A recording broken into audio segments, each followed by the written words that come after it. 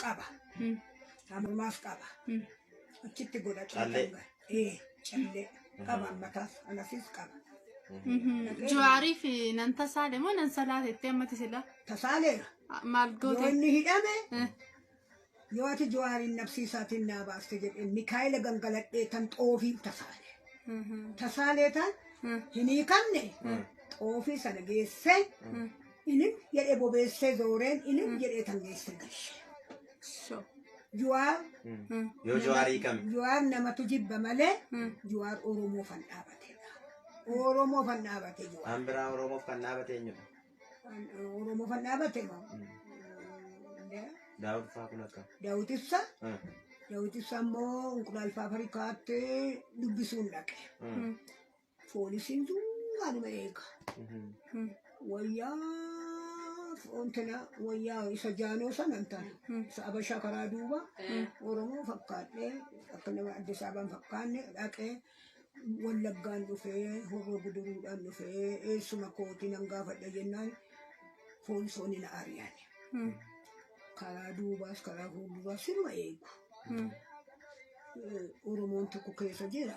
Maayyee isinitti argisiisanii maaf laffaatu beenaa galaanaan jedhe. Gizeen gaafachuu dhaqe durallee mitanan gaafachuu dhaqe.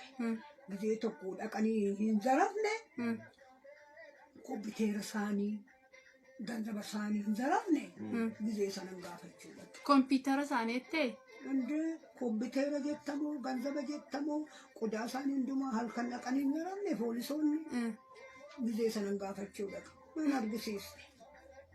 Tunkaan isa miti Juwaar faallee dhaqeen gaafadha jedhee tan haaqanii hin qabu. Jarri warri daalacha uffata iyyuu hin qabamni miti. Maaliif Juwaar warri keelloo uffata?